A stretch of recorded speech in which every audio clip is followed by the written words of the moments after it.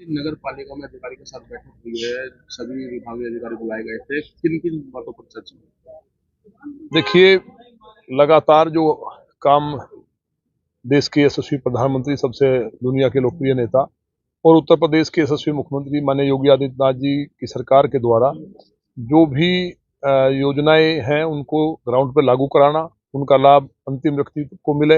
विकसित भारत यात्रा जो हमारी लगातार जो एक संकल्प माननीय प्रधानमंत्री जी का है वो भी लगातार ग्राउंड पे है।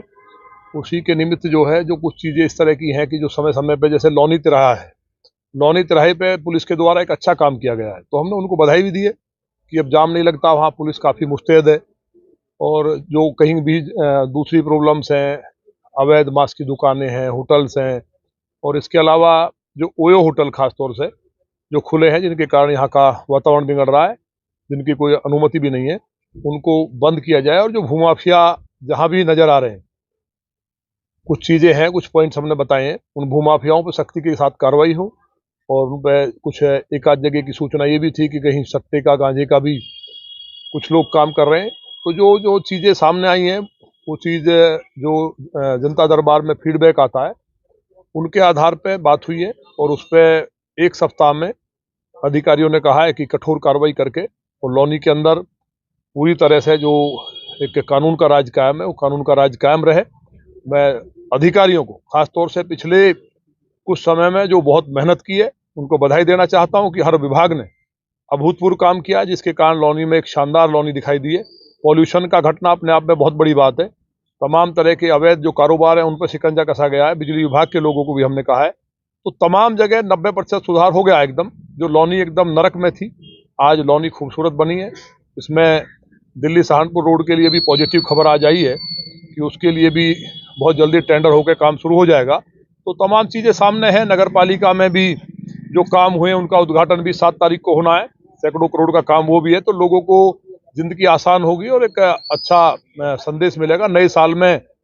जो आप एक सप्ते में देखेंगे कि लौनी की जनता को एक अच्छा गिफ्ट मिला है और लौनी को खूबसूरत करने की तरफ हमने कदम बढ़ाया है।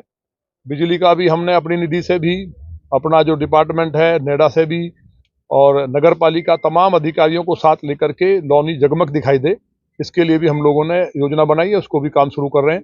इस तरह के तमाम और भी जो विषय थे, जब देहात के थे या नगर पालिका क्षेत्र के थे, जो भी बिजली, सड़क, पानी, शिक्षा, चिकित्सा, कानून व्यवस्था से संबंधित हो सकते थे, और जो डेवलपमेंट चल रहा है, जो काम कुछ गति नहीं है या कहीं कोई थोड़ी बहुत अड़चन है, उन सब पर बात करके उसको ठीक करने का काम हुआ है।